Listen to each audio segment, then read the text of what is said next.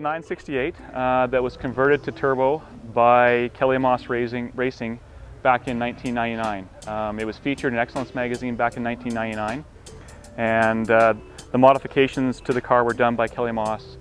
My understanding is the engine work was done by John Millage, actually, out of JME Engineering. Owned a couple 944 turbos, and this to me was the ultimate epitome of the 944 turbo line, you know, the 968 turbo. The hood there, that actually directs air right into the top intercooler. It's a top mount intercooler, not a front mount. The turbocharger is actually located in the, hanging off of the headers right above the lower control arms, whereas a factory one, they did it off of the, on the driver's side, just like the 944 turbo. Also, this is uses a 16 valve head, and it's running a Motec engine that has a large boost gauge in the dash that was installed by Kelly Moss to keep track of boost. This yellow knob over here adjusts your boost settings. The Motec has 3 settings. The first is low boost, second is mid boost, which is about 15 pounds, and the third is high boost. I've only ever run it in mid boost. I've never had it in the high boost. And other than that, there's the intercooler temp gauge down here for the temperatures in and out of the intercooler. And the next thing you'll notice is the seats. They've removed the seats out and installed Recaro buckets in the car.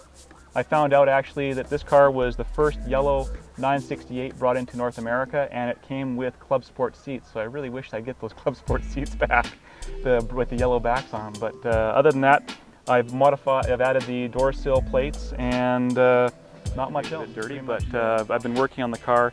There's normally a beauty cover that covers up over top of this that says Porsche on it from the factory. I've removed that temporarily just to work on some parts of the car.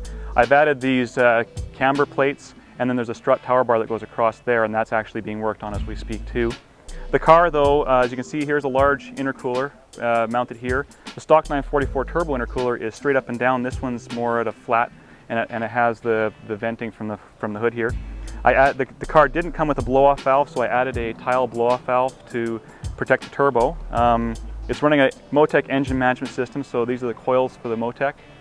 Other than that, the other parts are pretty much stock. I mean, everything else that's been done to the car has been done internal. I mean, there's a breather there, a crankcase breather, but all the work has been done inside the motor.